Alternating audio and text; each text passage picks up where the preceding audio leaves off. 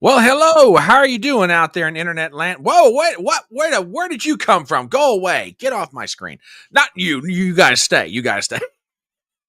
Oh, the joys of being a one-man show when you're trying to run something.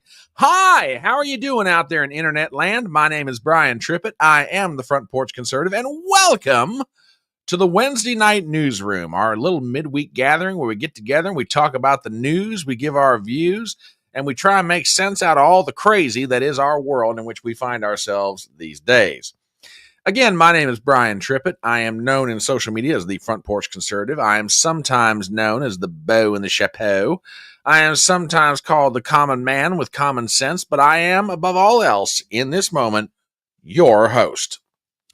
We are live on Rumble, on Twitter, and on that quaint little alternative social media platform known as YouTube. So if you haven't done it yet, subscribe to the channel. Please hit the thumbs up.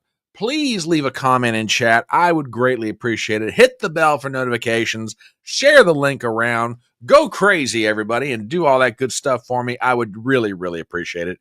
It is a great night to have you guys here. I tell you what, I am super, super excited. Let us see who is in the house. We will start, as we are wont to do, over on Rumble. WWG1 is in the house, dropping the merry memes, which we will get to momentarily, by the way. Good evening, sir. TBA is here. Yes, it's good to see you too, my friend. That's right. Yeah, hit that thumbs up button, daggone it. All right, let's see who's over on the YouTube side. One of my favorite crazy Canadians, Adam Worrell. Hey, are you guys having a debate up there in Canada between your presidential candidates tonight? Viva Fry is I think, live streaming something to that effect. Oh my goodness. Yes. I mean, maybe. The French, they're going to be talking in French. Oh, well, that's how fancy Canada is, y'all. They not only speak English, they also talk in French. Oh my goodness. Crazy. Good evening, you lovely young lady. Mwah! Kisses to you. Small Time is in the house. Good to have you here, Small Time. Lana, you lovely thing, you. Mwah. Hello, darling. Hello. Oh, my goodness.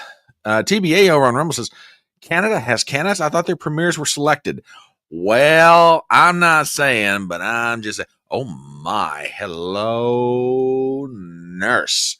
Mwah, you gorgeous doll, you. Whew. Man, all these good-looking women in the room. I tell you what, I feel like a thorn among roses, I tell you. Oh, my gosh. Hello, Miss Courtney Brooke. We're glad to have you in the house tonight. Oh, Lord. Feel the vapors. I feel the vapors. All right, yes. Have all y'all shared? Share the link. Tell your friends to get in here. That's right, daggone. Now, as y'all notice, I am when TBA says, have you ever noticed that Front Porch makes love to the ladies? WWG. Now, wait just a minute, sir. Wait just a moment. I think that a harmless, flirtation is not going to hurt anything for anybody. I mean, it's not like I got jealous husbands showing up on my front door. And by the way, if they did, I'm too old for that crap. So, I mean, you really want to shoot me, go ahead. I don't care. I am merely trying to make these ladies know and understand that they are loved and appreciated, My word. I tell you the truth. TBA's like, I had to start in. It's been too long since we ribbed you. And that is true. I have noticed that. Anyway, if you guys notice that I'm a little more hyped than usual, um, I had something happen to me today that doesn't happen to me too often in my streaming career, but it all right, fine, TBA. Here's a fist bump. Boom. There you go. You got your fist bump. Uh, and I love you, man. I'm just giving you crap. Now, sir, I am not full of beans. I am full of energy today. Maybe Mexican jumping beans. We'll get to that. I had something happen to me that doesn't normally happen to me in my live streaming career. I put out a video this morning. No, I didn't get throttled. Thank you very much. Oh my God. Well, now that happens a lot, maybe. No, I put out a video this morning and it had to do with, no, I didn't get kicked off a platform, WWG1. Will you guys let me tell this story? Jeez. Anyway, got the wins. No, I didn't get the wins. Anyway, I put out a video this morning and it had to do with something that I didn't think it covered very much.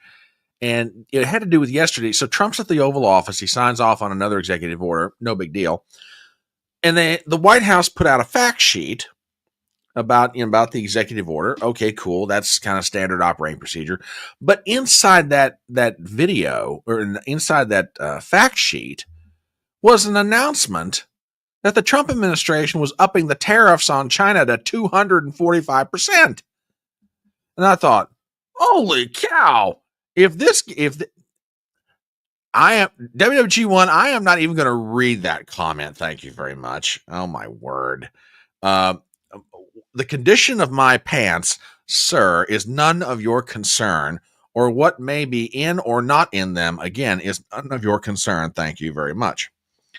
Oh my God. I tell you what, y'all are awful, you wingnuts over there. Yeah, 245%, TBA. 245%. And I thought, man, this is huge, because if this gets through the markets, man, you're headed for bad times. So I put it out there.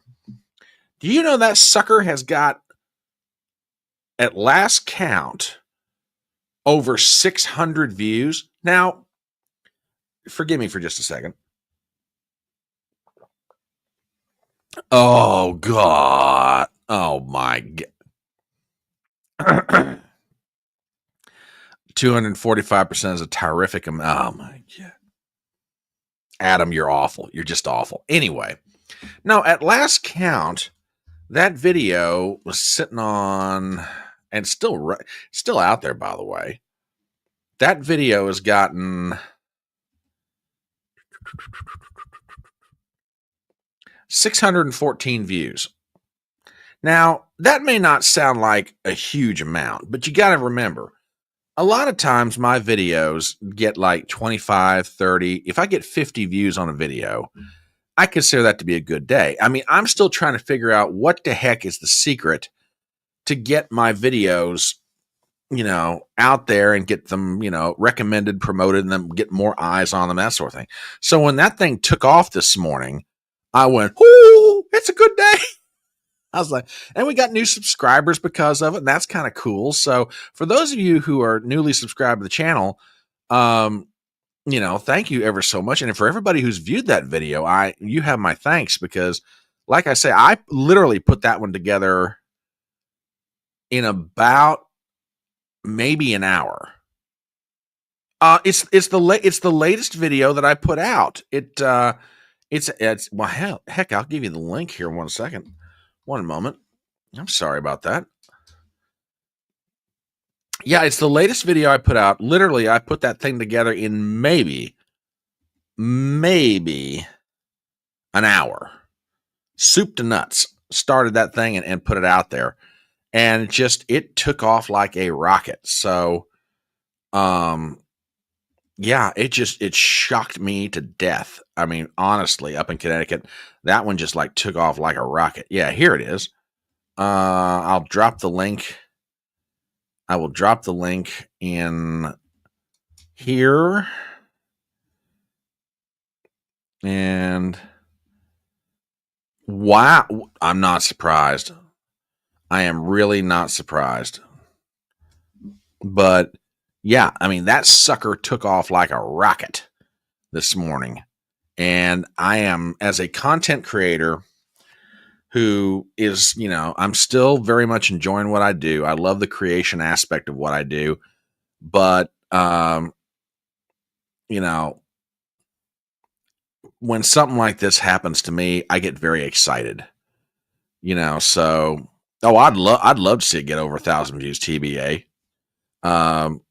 Yeah, I really would. But, I was tickled to death and just so excited. So if I got a little more juice than normal, that's part of it. That is part of it. So, yeah. So yeah, I'm very much enjoying that. So anyway, glad to have you guys here with us tonight. And I see that other people are popping in the room. And by the way, if you're new to the live stream tonight, don't be a stranger. I mean, feel free to drop comments and chat. We are a fairly friendly bunch. I have one basic rule here. You can say anything you want. All you got to do is just be respectful to your other folks. And, that's my primary rule. You can say whatever you like, just be respectful and be, kind to your fellow folks in chat. Thank you, Courtney. I genuinely appreciate that. I really do.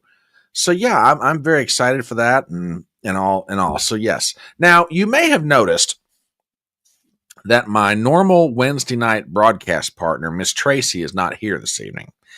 And that is in part my fault because I didn't understand her situation correctly. As some of y'all know, and she talked about this last week, she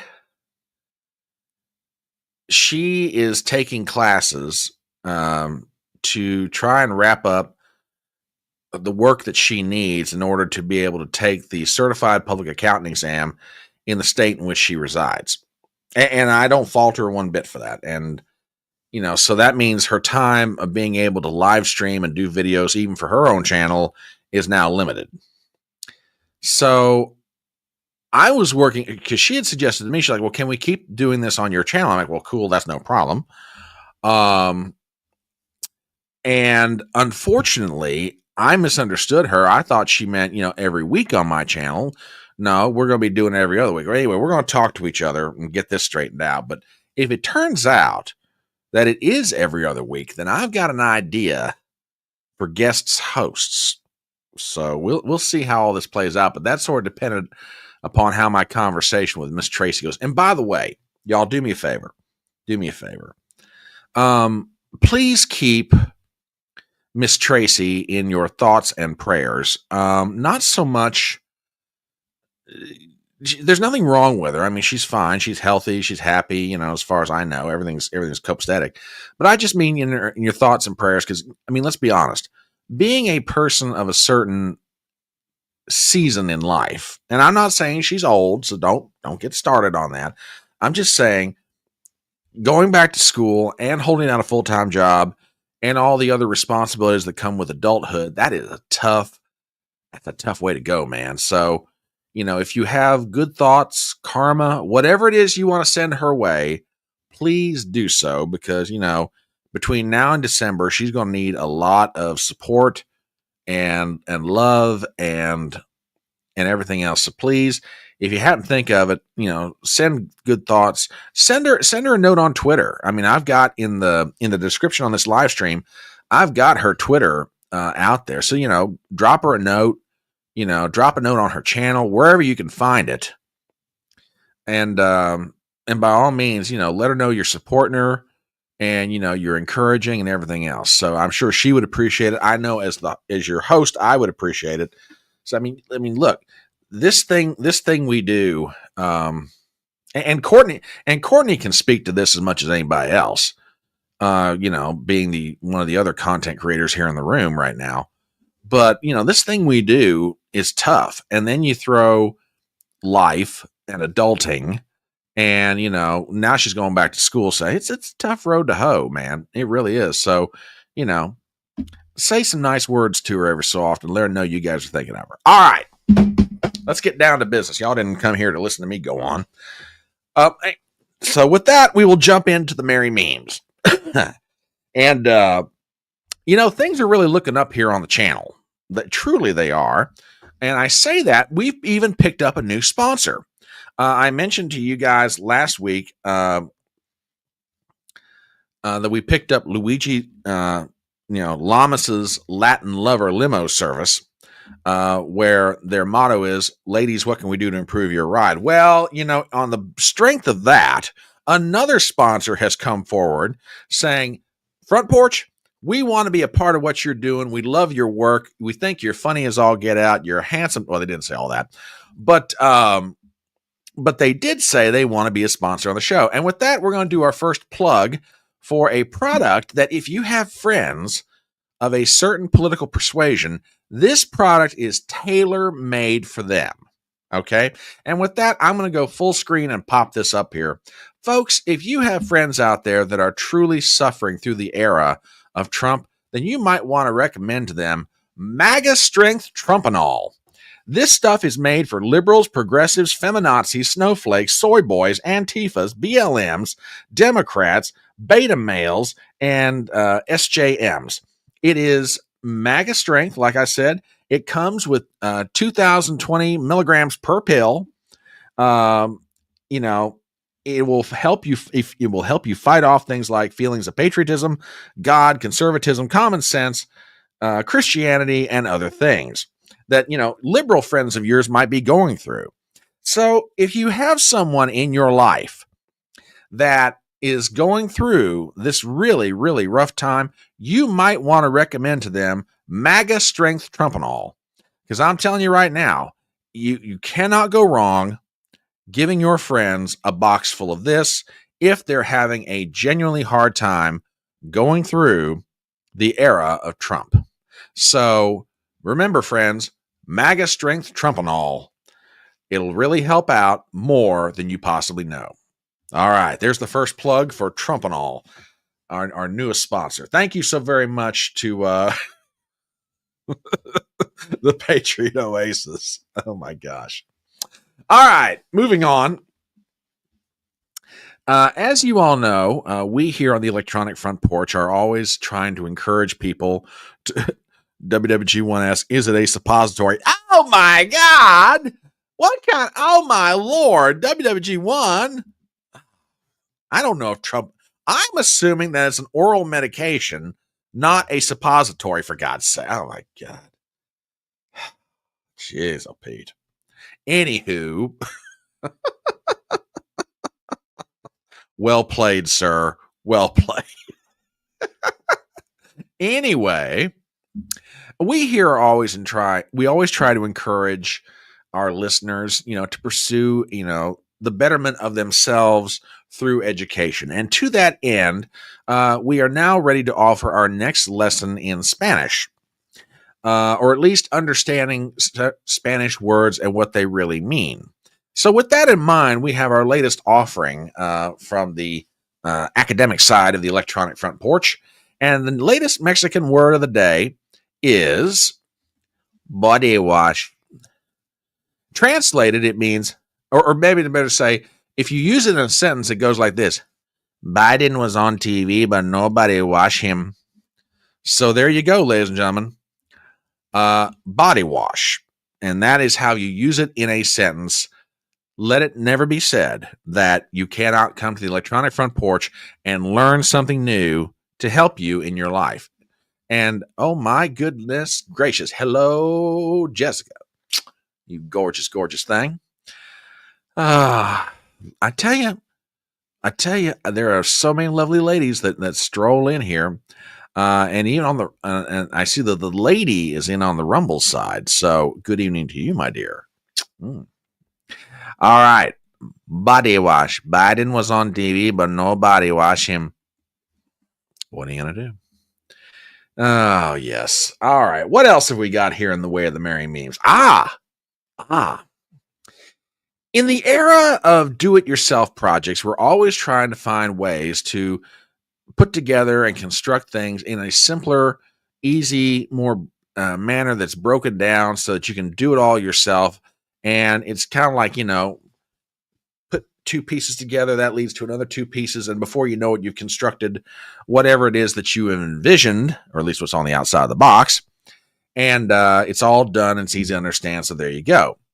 Now, one of the leaders in do-it-yourself projects, especially like furniture, is IKEA. Now, I'm sure that you all at one time or another have gone to an IKEA store and you have found something that's, that you've put together and takes you very little bit of time for that, yada, yada, yada. Anyway, well, IKEA is now expanding beyond the question of home furniture, and they're also getting into the area of actual homes. That's right, ladies and gentlemen. They are now selling kits to build actual houses. I know the concept is absolutely crazy, but you know what? They've got people, way smarter than I am that have figured out how to make this stuff work. So with that in mind, a friend of mine sent me a picture. He just bought a house from IKEA. I don't know though, guys. This one's going to take him a while. This one's going to take him a good long while. I don't know. Excuse me. That really looks like that's going to take quite a bit of time to put together. I don't know about y'all, but that dude is going to be at that for a while. TBA says, what is that, a Lincoln log cabin? It might be, brother. WWG1 says, Sears used to do the same thing. And I hope that the pieces are at least numbered. That's a great point, WWG1. I hadn't thought about that, but you're right. If they didn't number those pieces, woo, that dude's got problems, man. Because he's going to be like digging through the woodpile trying to figure out, hey, I'm looking for part 1Z. Have you got it over there? No, that's 1F. Well, he'll be saying 1F, all right. Never mind. Oh, goodness me. Crazy, I tell you. Oh, by the way, I recently had a medical check and everything is fine. And I just want you guys to know I am perfectly healthy and perfectly healthy. Life is good. Everything is great. And, just for the sake of full disclosure, I don't have to do this, but I've got some of my medical results pulled up. So I thought I'd share it with you guys. So with that in mind, let me show you my most recent, lab results. I pulled them out of my briefcase, and I just want to show you the lab results from my latest medical checkup. There's nothing to worry about, folks. Nothing to worry about. My lab results are absolutely great. I am in great shape. No problems. Feeling good. Yeah. Old Front Porch going to be doing this. Front Porch going to be doing this for a while. I knew it. Here it comes. Here it comes. Oh, I want it. Yes, it is a very cute little puppy. No, I'm not pregnant. What? Look, honey. No, I am not. Look, I am not pregnant. Not in the slightest. I don't even have the ability to get pregnant. Thank you very much, you ornery woman. You. God love you. I love you, Jessica. You are a fruitcake, and I am here for it. Yes, it's a very pretty puppy. Absolutely. Absolutely. Yeah. The lady has a lab and beautiful dog. Tell you funny about that dog. That dog's disposition, the lady's lab, that dog's disposition, I swear, in a previous life, that dog was a 60s stoner. Okay. Don't get me wrong, the dog barks, but it's about, what did she tell me? About 7 years old now, and has the most wonderful disposition. But this dog is so mellow and so chill. I have jokingly told the lady, I was like, I swear this dog is a 60s stoner in a previous life. It really is. But yeah, that lab is absolutely beautiful. So, let's see, what else do we have here? Yes. Now this is a little more serious subject, a little more serious. The trans community, particularly for people who have looked back on their decision and they have come to regret it. There's a lot of self-examination. There's a lot of wondering. What did I do it? Where did I go wrong? And I'm not trying to make it, because in all seriousness, it is a very deep and heavy subject. However, someone thinks they have figured out where a significant number of trans women have gone wrong, or maybe it's better to say they took a wrong turn. I mean, I don't know about you guys, but if I saw this sign, it'd be like, no, I'm pretty sure I'm going down the wrong path here. So yeah. Yep. I think it's pretty sure that that's where a lot of trans women, where they figured out that they made the absolute wrong turn. I'm not saying, but I'm just saying. Oh my gosh. All right. One more in the way of the merry memes. And this one, now you guys by now, and we're going to get into this subject here in a minute. You guys by now have heard about U.S. Senator Chris Van Kawan.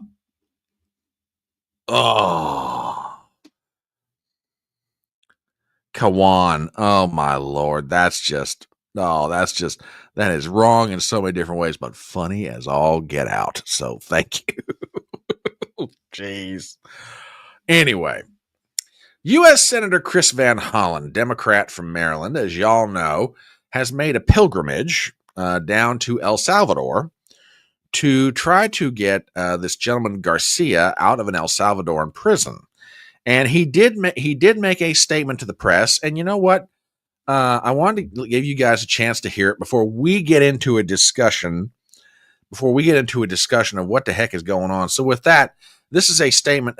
This is apparently while he was down in El Salvador was where he made this statement. Well, now I think he's getting ready to lead a separate delegation, but we'll get to that momentarily. So anyway, here is Senator Chris Van Hollen making his statement, having visited El Salvador. Hi, my name is Chris Van Hollen, and I'm a U.S. Senator from the state of Maryland. Este white boy dice que es un senador de el América. Nobody really gives a shit about me where I come from, so I decided to get in the news and save an MS-13 gangbanger who beats his wife. El white boy está mucho loco. Dice que quiere llevarse un criminal back to el América. So I came to El Salvador in order to go into the jail and see the MS-13 gangbanger. Este pendejo quiere entrar a la cárcel como si fuera su casa. But they told me to go fuck myself and that they would only listen to President Trump. They seem to love Trump out here. That's right. El Salvador is MAGA country, bitches. Well, I tell you what. Gotta give it to Van Hollen. He definitely, first of all, you got to give it to Van Hollen for being straight up and having, the courage of his convictions to go down there. But I've got to give a lot of credit to the translator. The translator, interpreting the English to Spanish for the benefit of the media down there, did an absolutely fantastic job. So there you go, folks. There you go. Salty old fart over on Rumble, and hello, Salty, how you doing? Hope El Salvador puts Van Hollen in there now. TBA is seconding that motion. Too bad Bukele didn't arrest Van Hollen for invading his country. Oh my goodness! And WWG1 says the translator has her English slang right on point. You know, I noticed the same thing, WWG1, and I absolutely agree with that wholeheartedly. You know, that translator was just top notch. I would recommend her to anybody. All right, let's. I want to thank TBA. I want to thank WWG1. I want to thank Adam and various other people for the merry memes tonight. You guys, as always, are awesome. And I agree with TBA over on Rumble when he said that Brian has got the best chatters. I wholeheartedly agree with that. You guys are the best daggone audience on the internet. And I am looking forward to the day when you guys are joined in the chat rooms by so many people that we just can't even keep up with it. But you guys are always the OGs on Rumble and on YouTube. You guys are just freaking awesome. I love you. All right, let's get into this thing because I've got some thoughts about all this whole Garcia business. Kilmar Abrego Garcia. I don't understand the Democrat Party. Well, all right, let me back that up a second. I have never understood the Democrat Party, okay? I have never understood the Democrat Party ideologically. I've never understood why they take support for the issues that they do. But when I say in 2025, I don't understand the Democrat Party, this is what I'm getting at. I don't understand why they want to die politically on some of the hills that they're choosing to die on. Okay? Look, it is a known fact. Okay, we joke about, MAGA strength Trump and all, but it's a known fact. Ever since Donald Trump came on the scene politically in 2015, that the Democrat Party has lost its collective mind. They don't know how to deal with that man. Okay, they don't know how to deal with his issues. They don't know how to deal with his voters. They don't know how to deal with him personally. I mean, these people have lost it. Okay. Now, and I occasionally engage in a certain amount of hyperbole on this channel. You guys know that. You've been around long enough to know how I roll. But I'm not too far off when I say these people have lost their minds when it comes to Trump. And I mean, in 2016 was bad enough. I mean, the memes make themselves, crazy screaming girl going, ah, And 2020 scared him to death because they almost didn't win that one. But now Trump has won 2024. He is back in for his second term. Donald Trump has nothing to lose. Absolutely nothing. Okay? He is at liberty within the bounds of the law. Okay, let me be very careful here. Within the bounds of the law, he is at liberty to pursue the agenda he has always wanted to pursue. And by George, by and large, he's pursuing it with every breath in his body. Okay. So, but that gets to the thing I don't understand about the Democrat. And there's always a certain amount after a presidential election, the losing party goes through a certain amount of recalibration. Okay. And I understand that. Okay. It takes a little while for you to find your sea legs. Especially when, you're trying to figure out what is your message? What is our message? What is it that we're trying to convey to the voters? What is it we're trying to say? What is it that we're, etc. But when I say I don't understand the Democrat Party, they are now, what is it? December, January, February, March, April. We're now 5 months past the election. February, March. And we're now almost 3 full months into the presidency, the second term of Donald Trump. And these people who are experienced politicians and they're willing accomplices in the media, they are so discombobulated. They are so off their game. They are so, whatever term you want to use for it, okay? I have never, ever, ever seen anything like this. I mean, don't get me wrong. The Democrats are still, and liberalism in general, TBA says, well, the media is dying too, Brian, if you know. Well, that's true. I agree with you. But in this case, I want to separate the media from the politicians for just a moment, because I mean, one's dying as an institution. That's the media. The politicians will always be there. But this brand of the Democrat Party in 2025, I don't get. I don't understand at all. Case in point, you have an illegal immigrant, okay? An illegal immigrant by the name of Kilmar Abrego Garcia, who is in the United States without authorization, has been for years. He is deported back to the country of his origin. Okay, illegal alien. All right, fair enough, gentlemen. You're right. An illegal alien who is deported back to the country of his origin,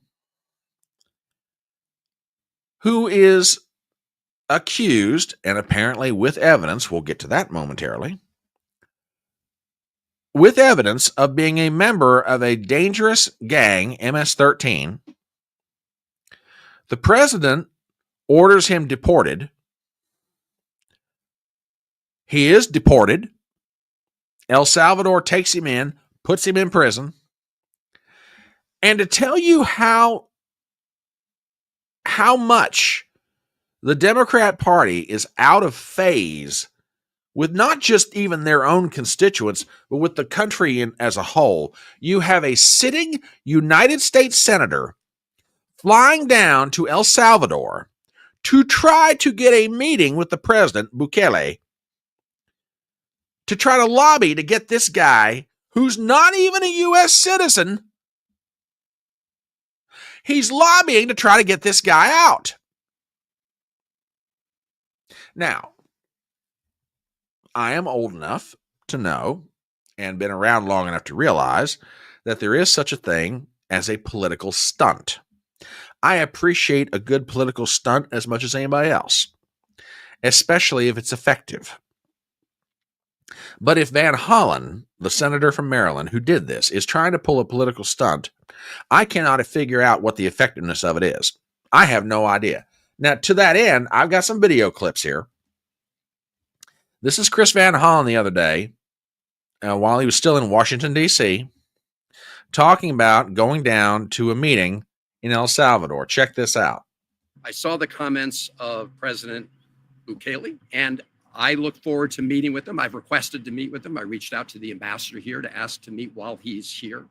But I've also made clear if we can't meet here, I do intend to go to El Salvador to discuss the release of this individual who is illegally detained, a Maryland man who's the father of three. Okay, a Maryland man. Notice what he does not call him. Okay, he does not call him an illegal alien.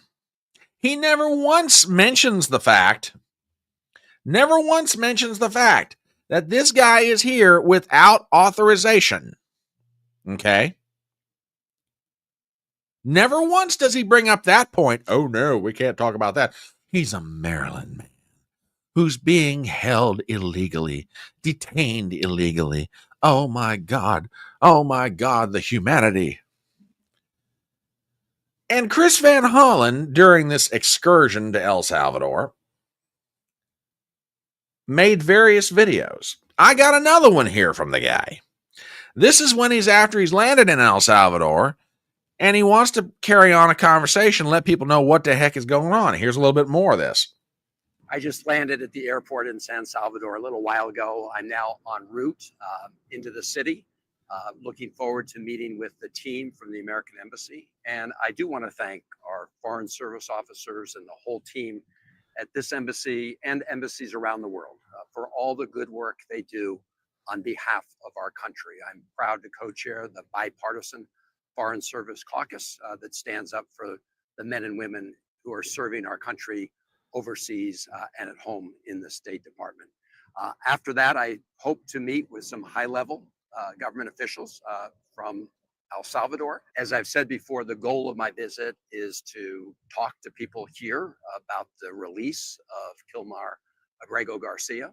I told his wife and his family I would do everything possible to bring him home, and we're going to keep working at this until we're successful. I also hope to have the chance to meet with him, but we'll have a better idea if that works out a little later on. I just landed. But he is home. He is home, you jackass. He is in the country where he belongs. He is right where he needs to be. We hope to bring him home. He's already home, you moron. He was never a citizen of the United States. And talk about his wife. Oh, we're going to get into that, ladies and gentlemen. Believe me, we're going to get into that.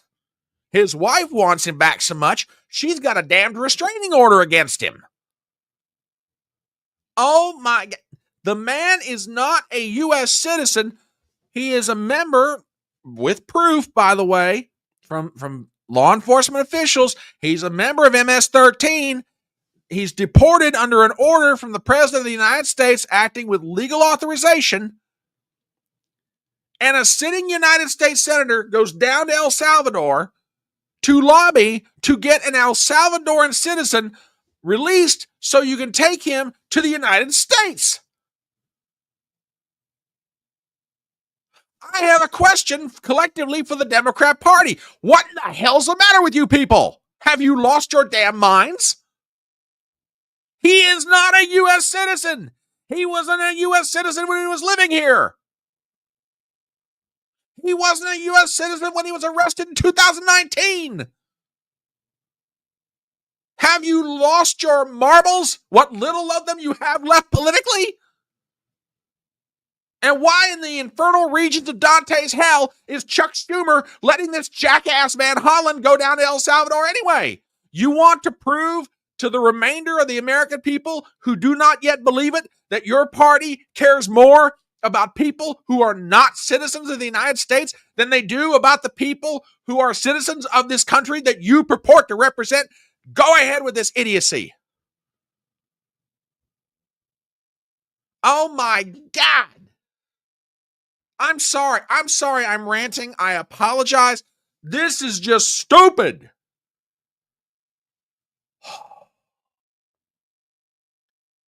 Good Lord. But,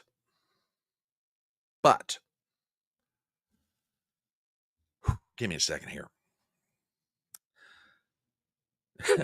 For all of Van Hollen's, salty old fart, he probably did on.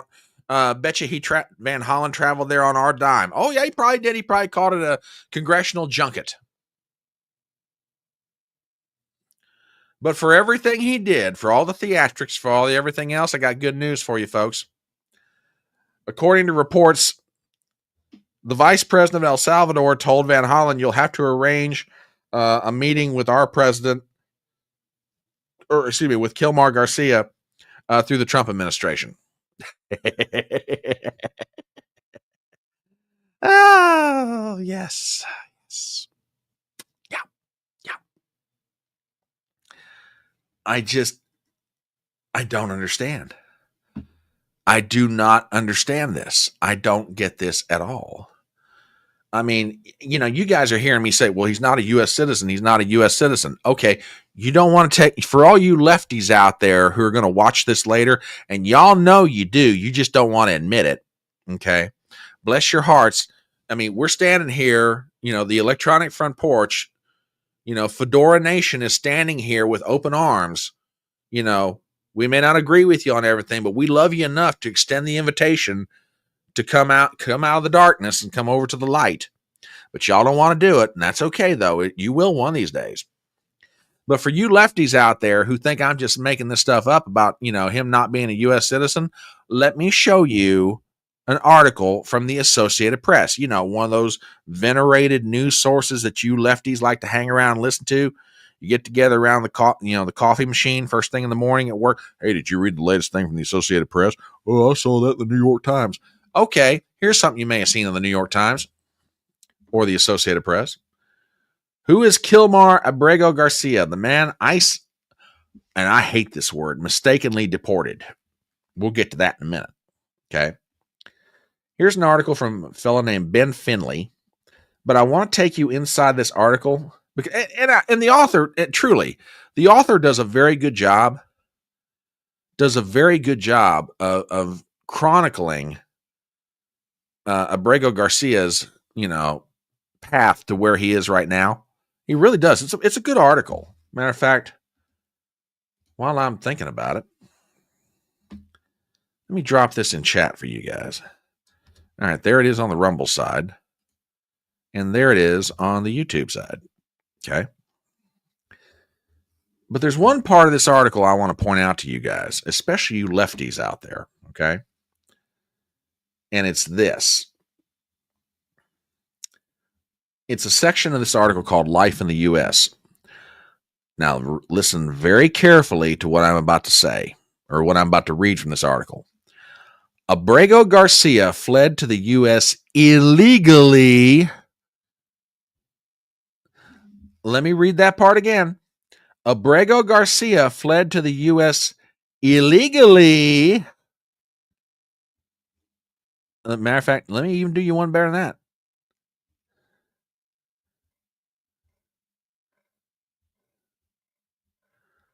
And no. Hang on. Ah, yes, here it is.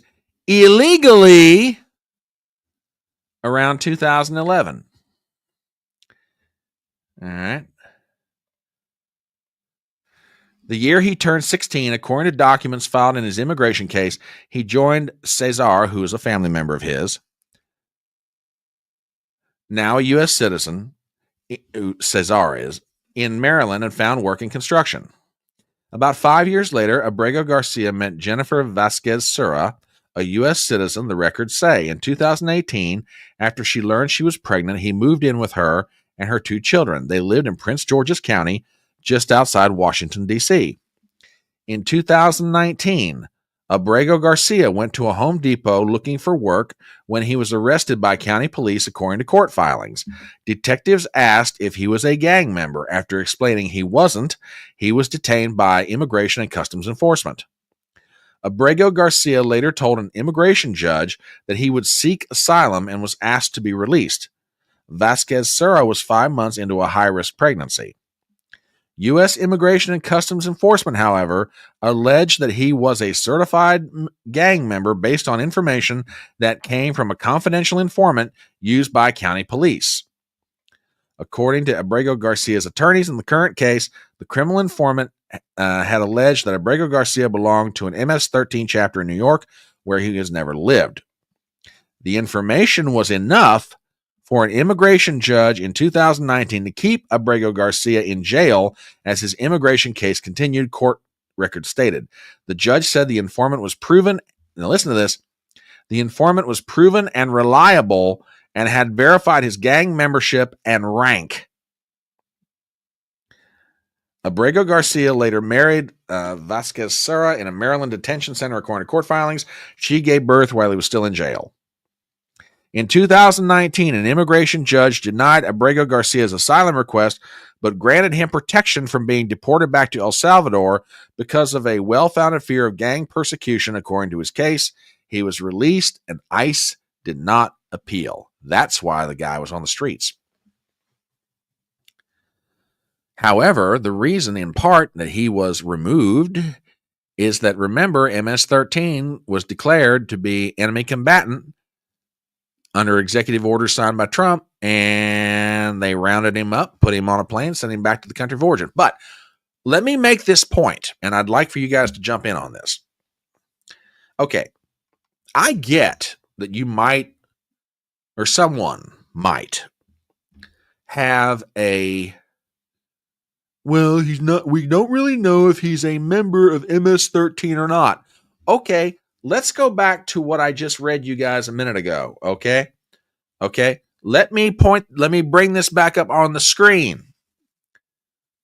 Fled to the U.S. illegally in 2011. The man was not authorized to enter the country. He was never granted asylum status. During his almost 14, 15 years in the United States. He was never made a U.S. citizen. He was never granted asylum status. He was never anything else. He was in the country illegally.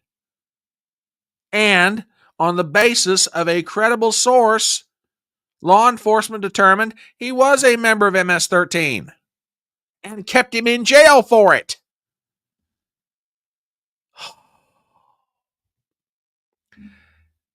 And despite all of that, the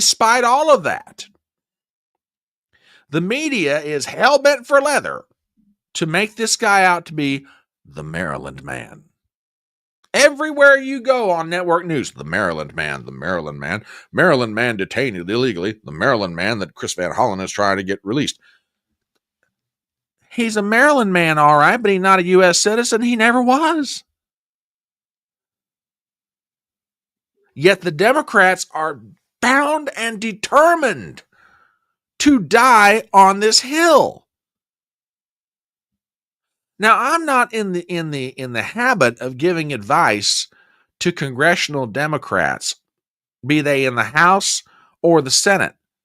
But I'm going to break my own rule here and actually, offer up a piece of political advice for y'all Democrats in Washington, D.C. Right now, you're in the minority.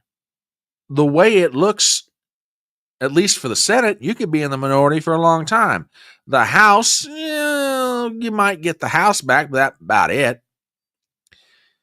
If you really want to get back to being a dominant force politically again, because right now you're not, and the way you're going, you're on your way to not being a dominant political force for years to come. Okay? The American people elected Donald Trump in part because he promised a couple of three things. Number one, I will shut down the border.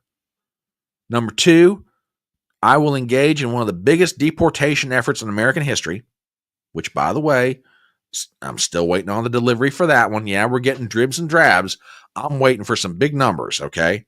So, yeah, I'm satisfied, but I'm not completely satisfied. Not yet.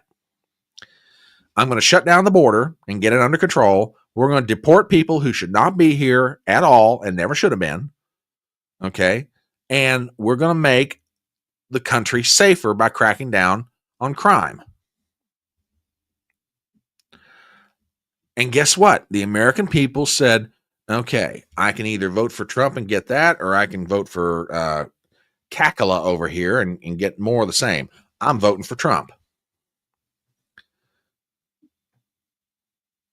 But instead of looking at what the American people are trying to tell you or listening to what they're saying, you are hell-bent for leather to hang on to these ideas and these ideologies. They're killing you.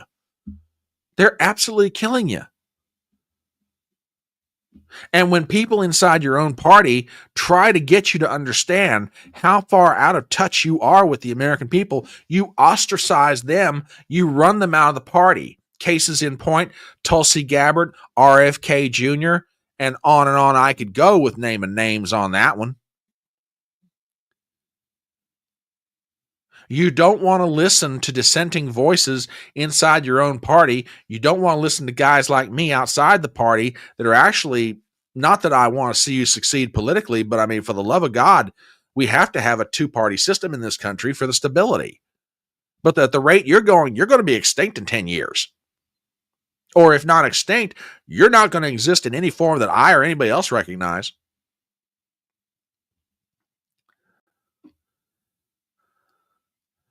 TBA says these ideas that are killing the Democrats are designed to kill the Democrat Party. It's on purpose, Brian. I agree.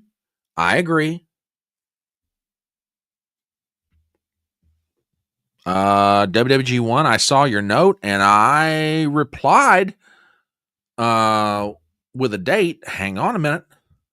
One moment, folks. I just got to double check something here because I will swear going to the grave that I sent out a reply. But un momento, por favor.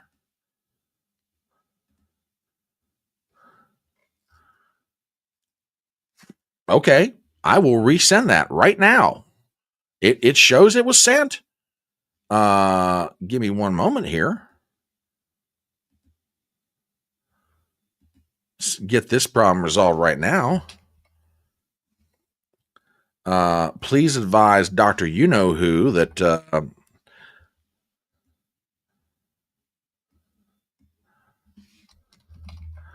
give me 1 second here, folks. Besides, I need to cool off anyway here.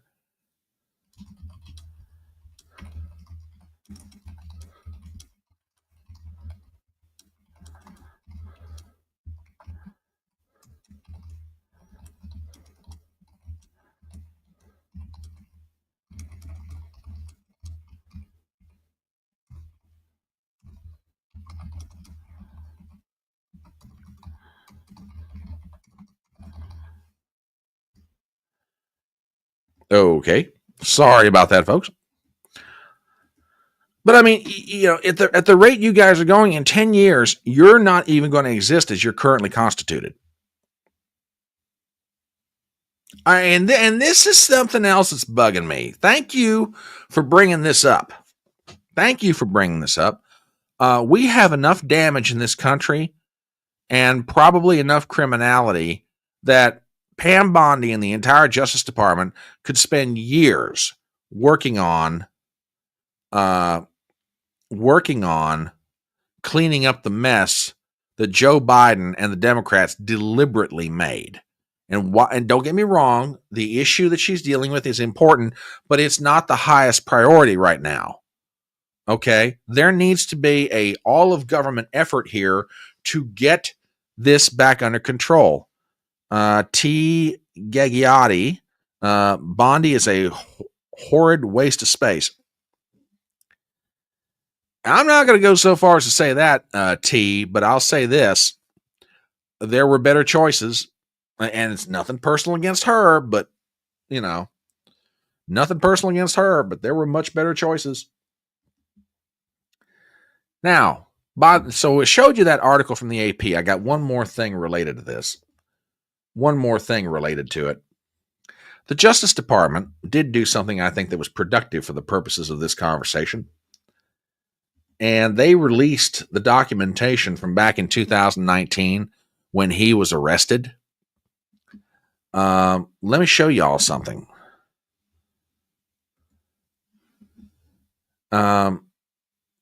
You know, why did they make the arrest that they did? Because of his dress, affiliation to gangs. He frequents gang areas and a reliable source.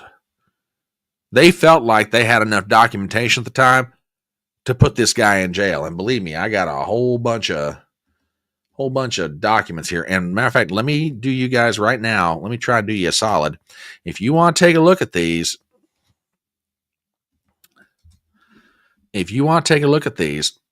examine them for yourself. But I do not understand. Well, I do, but I don't. I don't understand why the Democrat Party is going so far out of its way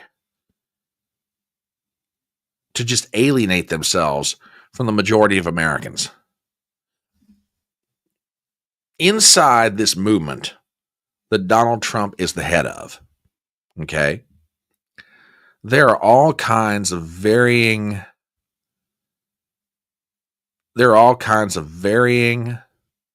well, Jessica, good point. Why are they doing this?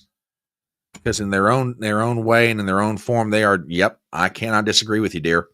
I can't disagree with you at all on that point.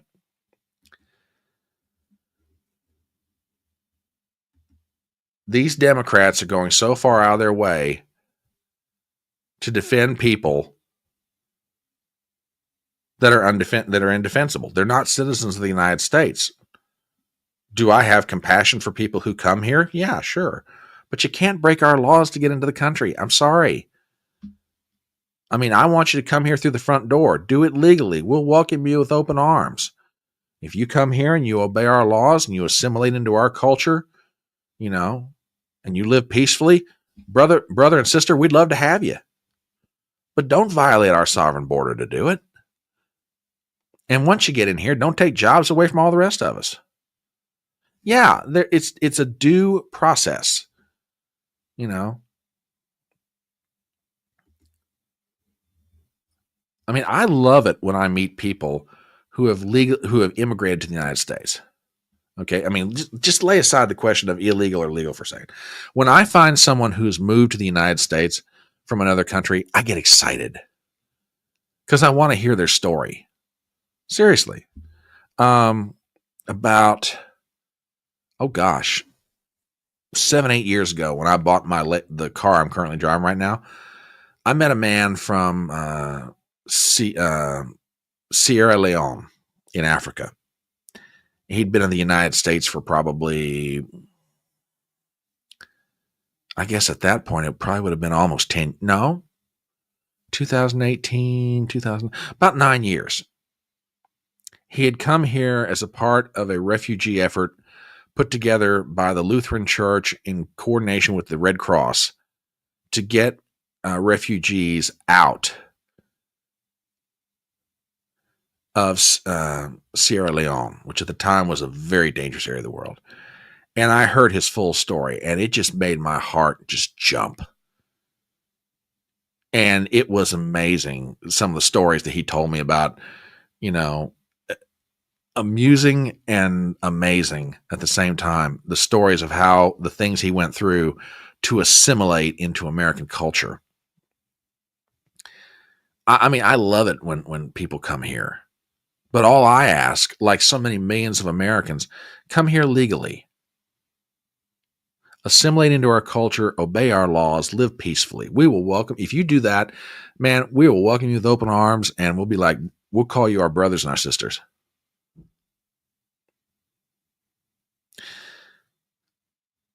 But what's going on now and what we're trying to fix is just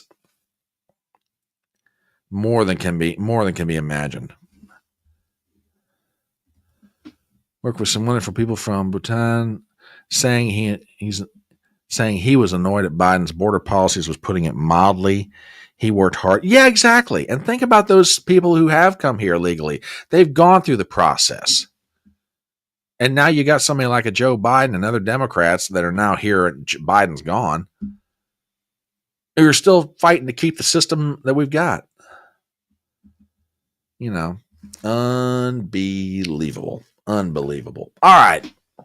It's the top of the hour at 7 o'clock Eastern, 6 o'clock Central. Let me do a real quick commercial.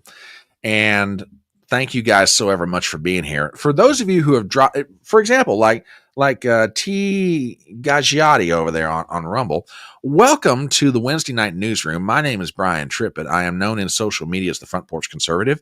And we do a little live stream middle of the week to try to talk about some of the things that are going on, the news that we've heard about.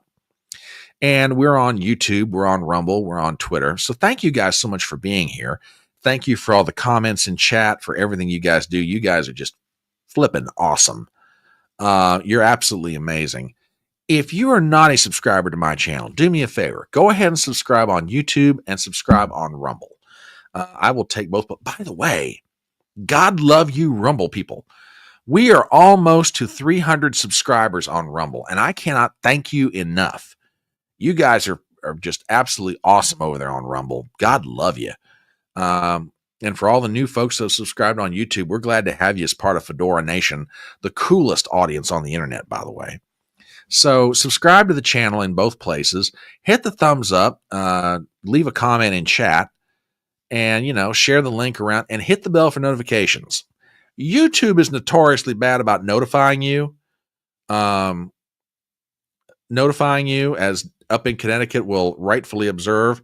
Hopefully one of these days they'll become less problematic in that regard. So anyway, yeah. And Gypsy, welcome into you, dear. Mwah. Lucky enough to make a circumnavigation around the globe in my late 20s. I love other countries, but I love the U.S. Exactly. And it's for the love of the nation that we live in that we're trying to hang on to it and pass it down to another generation that comes after us. We are the last best hope on earth. We really are. I'd like to see us be able to pass on the last best hope to another generation so they can pass it on and that more people can enjoy the liberty and freedom as much as possible under God and the law. Anyway. All right.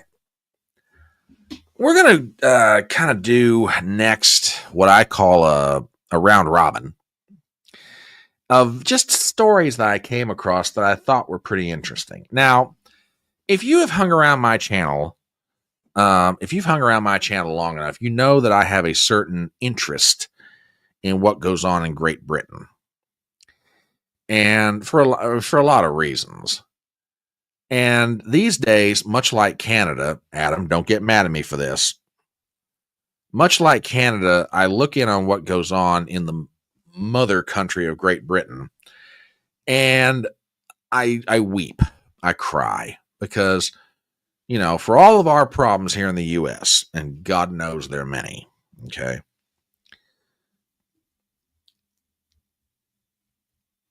we are still a place where you have many liberties and freedoms under the law. Britain, not so much anymore. However, a decision came out of their courts today, and I don't know if you guys have heard about this, but this one is fairly interesting to me. From Human Events, article written by Libby Emmons. By the way, if you're not following Libby Emmons on Twitter and other places, you are missing out because Libby Emmons is probably one of the best writers and reporters out there in the country today. She is tremendous. And gentlemen over on Rumble, yes, I know who the Salty Cracker is, and I have listened to his work, and I love the Salty Cracker. Thank you very much. Salty, I'd love to get him on here as a guest sometime, because that'd be one heck of a conversation. But anyway, headline: UK Supreme Court rules trans women are not women. What? What is this? From Great Britain, no less? Oh, we have to explore this one. Hang on a minute. Article, like I said, written by Libby Emmons. We have the following.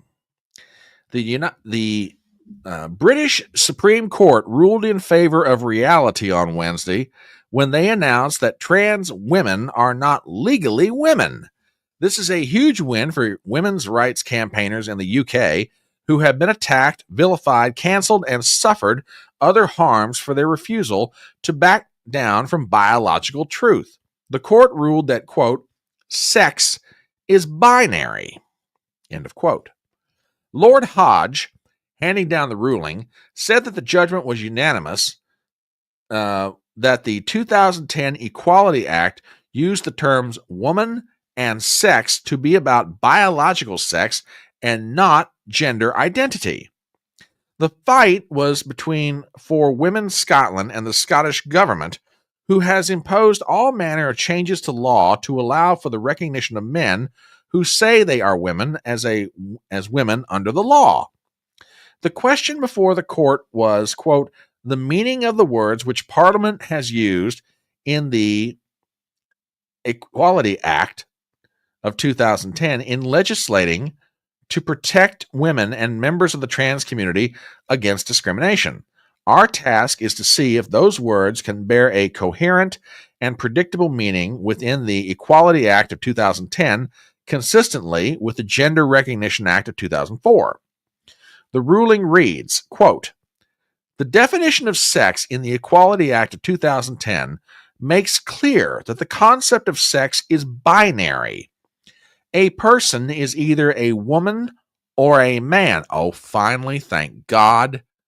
Finally, thank God. We've got a court that actually has the balls, no pun intended, has the balls to stand up and say what ought to be said resoundingly in every courtroom, in every government all over the world. But we continue. Persons who share that protected characteristic for the purposes of group-based rights and protections are persons of the same sex, and provisions that refer to protection for women necessarily exclude men. Although the word biological does not appear in this definition, the ordinary meaning of those plain and unambiguous words corresponds with the biological characteristics that make an individual a woman or a man. Oh my goodness, more common sense from the British. These are assured to be self-explanatory and to require no further explanation. Men and women are on the face of the definition only differentiated as a grouping by the biology they share with their group. End of quote. Women's rights campaigners who have been advocating against the inclusion of men in women's sports, the allowance of men in women's sex-segregated facilities, have opposed gender self-ID having a bearing in law and have fought to stop the sex changes of minors, celebrated the ruling on Wednesday. Quote, the unanimous decision of this court is that the definition of the terms woman and sex in the Equality Act refer to a biological woman and biological sex, Hodge said. However, he went on to caution, saying, but we counsel against reading this judgment as a triumph of one or more groups in our society at the expense of another. It is not. Well, no offense, Lord Hodge. I don't know how you could otherwise come to any other conclusion other than that.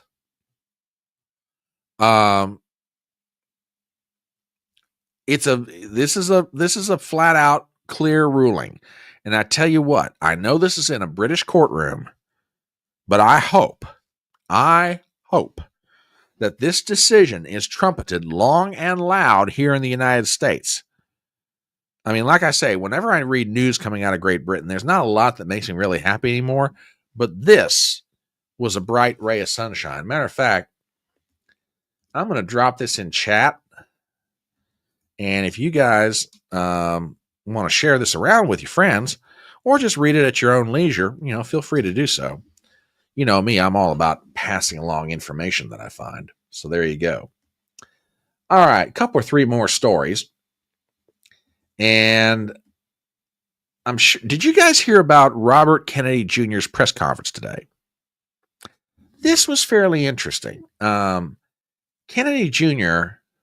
gave a press conference, and I want to play just a snippet of this, and then there's an article that accompanies it.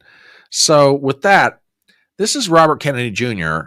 from earlier today, and I tell you what, when he was sitting in the cabinet meeting the other day and broke the news that there are studies going on here in the U.S. and all around the world having to do with the question of autism, and that come September, they're going to release the results of their findings. Yeah. Everybody's getting excited. I really will. So there you go. All right, here we go. Here is Robert Kennedy Jr. from his press conference today. In 3, 2, 1. Medical healthcare costs. And then there's an individual injury. These are kids that this is a preventable disease. We know it's an environmental exposure. It has to be. Genes do not cause epidemics. They can provide a vulnerability. You need an environmental toxin. Okay, that's pretty straightforward enough. So, not gene related, there's got to be some kind of environmental reason. And you know what? When you stop and think about the stats, and he rattled these off the other day in the cabinet meeting. When he was growing up, what was it? Like 1 in 100,000 or 1 in 10,000 had autism, and now it's down to like 1 in 31 or something like that. Absolutely incredible. I've got an article here from Newsweek magazine, and I want to read part of this.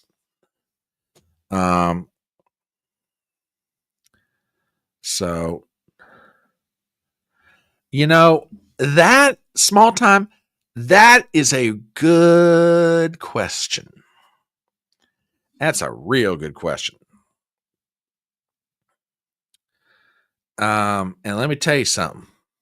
If it comes out that our government knew what was causing the increase and allowed it to go on,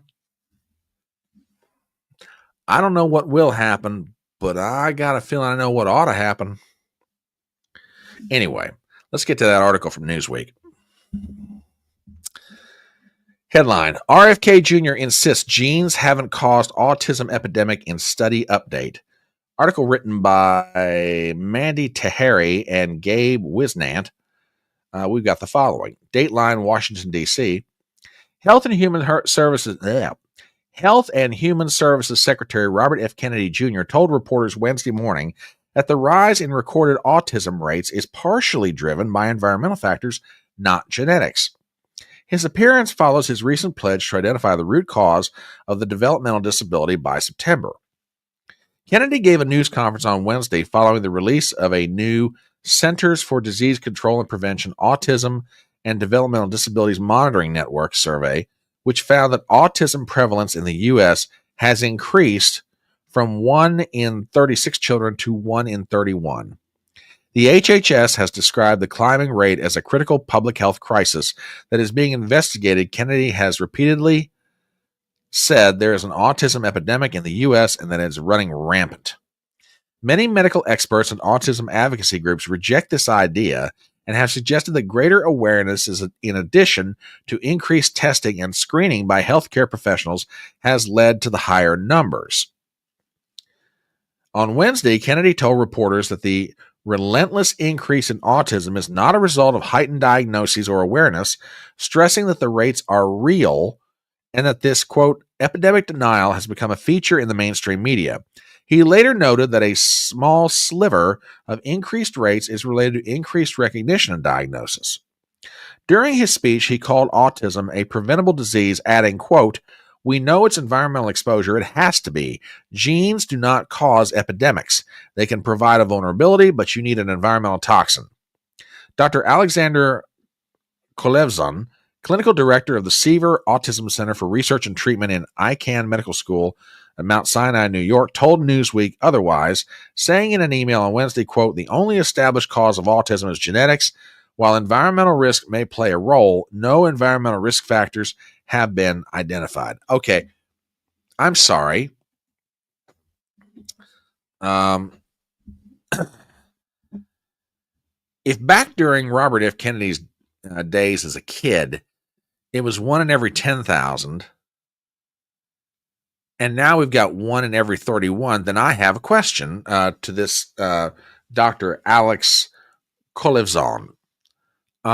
Excuse me, sir. What genetically has changed in the past 50 or 60 years that we went from 1 in 10,000 to now 1 in 31 kids who have autism? I mean, you're talking what? Maybe, what is that? Like, let's say in the 1960s. So you're talking maybe, what? 2 generations? 2 generations of kids since the 1960s, maybe 3 at the most. All right, let's say 3 generations. You're telling me that in 3 generations, from the 1960s to now, genetic factors have changed so much that we've gone from 1 in 10,000 kids with autism to now 1 in 31. I'm sorry, I'm not buying it. To have a genetic change that prevalent in 3 generations, there's got to be something else going on here. TBA brings up a valid point. When Bobby Kennedy was a kid, he got 7 vaccines. Kids now get 72. Well, and that's a legitimate question. I'm sorry. I mean, I know YouTube's going to get mad at me for asking this, but I'm sorry. Do all of these vaccines, is there possibly some combination where maybe this is having an effect on people?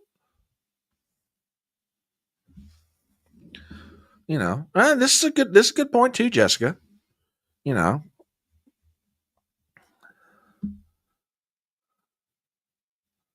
well, and you know what? This is a good point too.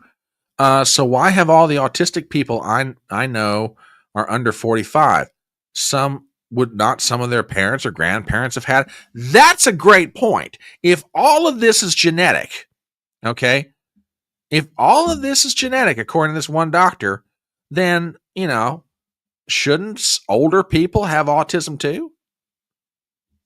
Why is it that autism is confined to people, I'm not saying in total, but why from like a certain age on down? I think that's a very reasonable question to ask. TBA says autism did not become a thing until the late 1980s. True.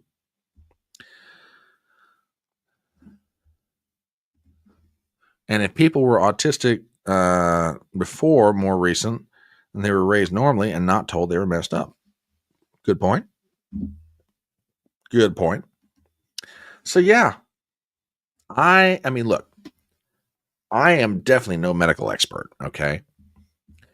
Even though I could play one on TV. But I am going to be very curious to see what kind of results they get in September. I really am. I am dying to see what happens here. I mean, this, I mean, again, not necessarily in my wheelhouse, but I am dying to know what they find. And by the way, apparently this study is like worldwide. I mean, Kennedy is reaching out, I mean, I guess to scientific facilities all over the world, not just here in the U.S. So I'm going to be very curious indeed to see what they come up with. All right. One more story. And then we're going to bring the train into the station, as it were. All right. Have you guys by now have heard about, or maybe have heard the name Carmelo Anthony? Not the basketball player. Okay. Not the basketball player. This is the story about the kid who stabbed Austin Metcalf and murdered him. Okay. Well, interestingly enough, a GoFundMe account was set up for his legal defense, right? Raised a lot of money. Would you guys be curious to know what Carmelo Anthony and his family did with the money that was raised for his legal defense? Here's one that's going to frost you. Try this. Headline from the New York Post: Carmelo Anthony living with family in $900,000 home in gated community bought himself a new car after he was released on bond in the Austin Metcalf murder case, according to a report. Article written by Richard Polina of the New York Post. We've got the following. The Texas teen accused of fatally stabbing a high school football star at a track meet allegedly lives in a $900,000 home with his family inside a luxurious gated community, despite requesting that a judge lower his $1 million bond because of financial difficulties. Carmelo Anthony, 17, is holed up with his family at a pricey home inside the gated community of Richwoods in Frisco, Texas, after he was released from jail Monday on a reduced $250,000 bond for allegedly killing Austin Metcalf earlier this month. The home, where rent is estimated to be $3,500 a month, had a white Suburban, a black Acura, and a third sedan in the driveway on Tuesday, according to the outlet. A neighbor said the family had just bought a new ride. Quote, he's got a new car. If you look at the license plate, it's got a paper tag and it expires June the 4th.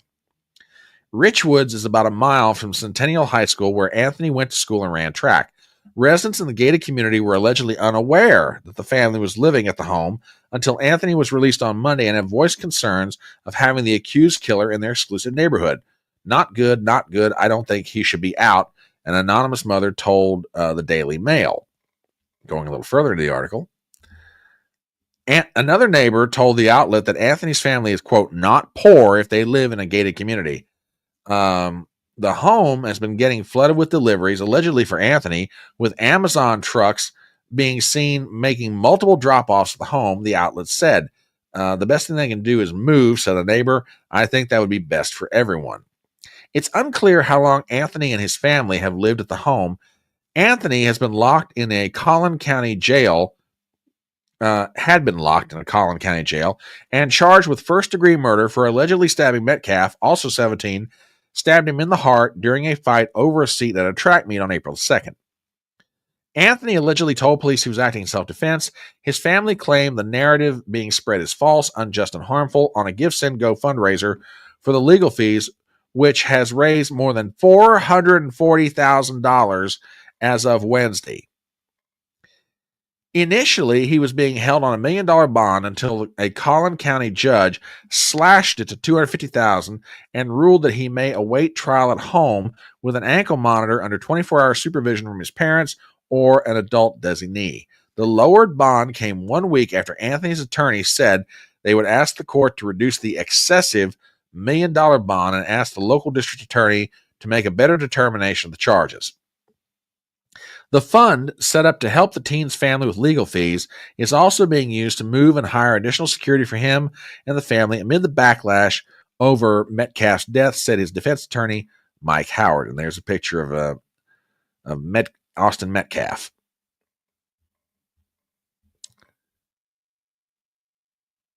Oh, my goodness. A little bit more of this.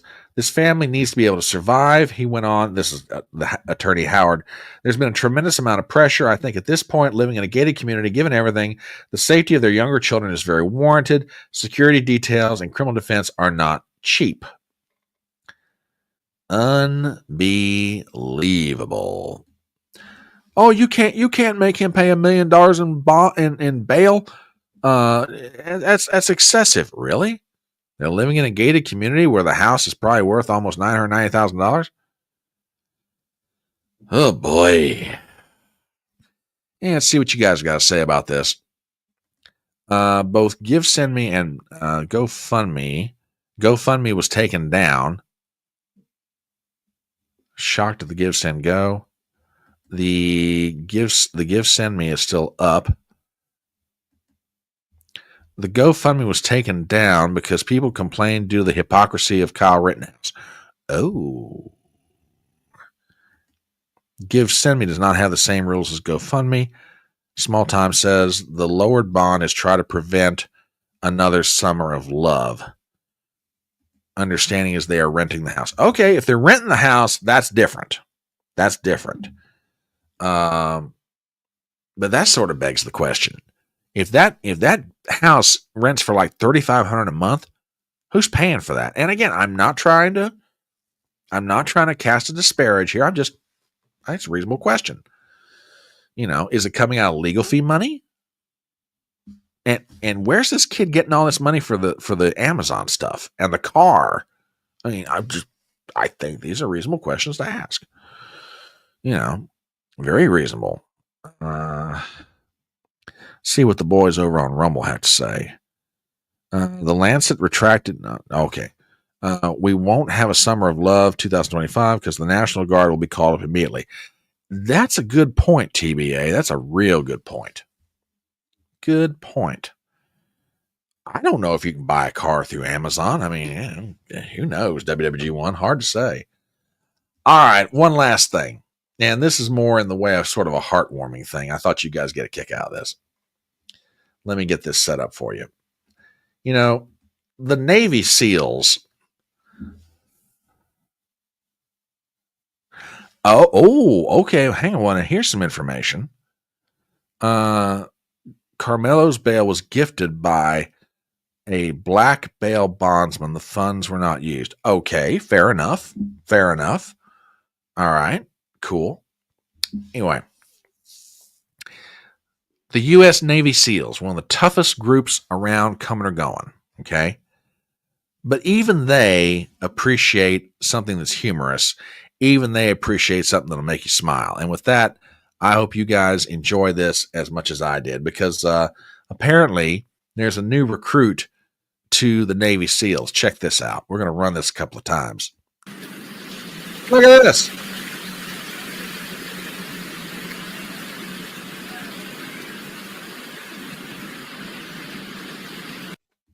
Heck, let's play that again.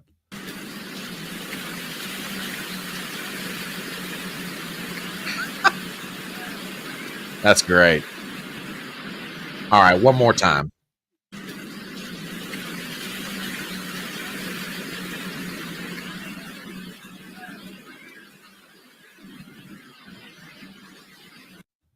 That's cute. I don't care who you are. That's cute. All right, we're going to go ahead and bring this train into the station. I want to thank you guys so much for being here tonight. For the Wednesday night newsroom, as always, your comments are appreciated. Your humor is appreciated. Your love for this channel is appreciated. Thank you guys so much for everything you guys do. I'm waiting for a reply, but I'll go ahead and tip this off now. Reached out to Dr. Robin McCutcheon, the unofficial economist of the Electronic Front Porch, to see if she's willing to come on next week for a visit. Oh, TBA. Thank you for reminding me. Yes. We are going to do Front Porch Brunch this Saturday morning. Now, I realize a lot of you are going to be traveling. You've got family. I understand. And if you can't make it, that's cool. But, and TBA, I apologize for not, I saw your question at the tail end last Saturday morning, and I wrote it down and I meant to bring it up, but thank you for reminding me. We are going to do Front Porch Brunch this Saturday, even though it's Easter weekend. And like I say, if you guys can't make it, I get it. I understand completely you're going to be traveling, or maybe you've got family in town or what have you. But yeah, we will be here this Saturday morning. And like I say, next week, God willing, Doc McCutcheon's going to be on here to talk tariffs, economic policy, because I got a bunch of questions I want to ask her, and it's probably stuff you guys are thinking too. So keep that in mind. We're going to be putting out new videos. Yes, I have a front porch. I do. And I enjoy my front porch very much, by the way. So if you ever get around in my neck of the woods, we'll sit outside and, sip some beverages and see if we can't solve all the world's problems. But anyway, thank you guys so much for being here tonight. I love you guys. I really do. Aw, hello, darling. Mwah. And yeah, thank you guys so much for being here. You guys are a joy. You guys are a blessing. Continue to share the links to the channel. If you've got friends that are looking for a friendly place to come to and talk about the news, we'd like to build this into a going big concern. We're going little concern right now. But anyway, I love you guys very much. We'll be back with more videos this week. This Saturday morning, we will be here for... oh, well, thank you, my dear. We may take you up on that. My dear. But we'll be back, with new videos this week. Front Porch Brunch this Saturday morning. Love you guys very much. Thanks for being here tonight. You guys have a good evening. Bye-bye.